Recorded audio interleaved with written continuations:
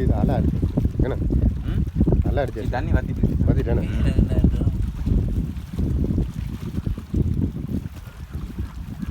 ஆனால் போகிற வேகத்தை பார்த்தா குளத்தில் தண்ணி வேகமாக வற்றும் போடுது. அடிக்கிற வெயிலை பார்த்தா அப்படி தான் இருக்குது. வெயில்ன்ற விட முதல் இந்தியாவில் பக்கம் தோண்டிட்டாங்க இல்லையா, தண்ணி சும்மா இழுத்து எறிஞ்சு போகுது அங்கே. இது சாப்பிட்றதாண்ணா என்ன ஃபுல்லாக அப்படியே எடுக்கலாமா?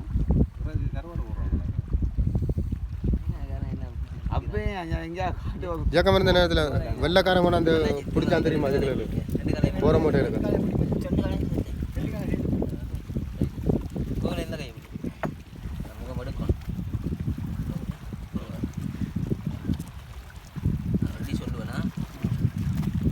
ரெடி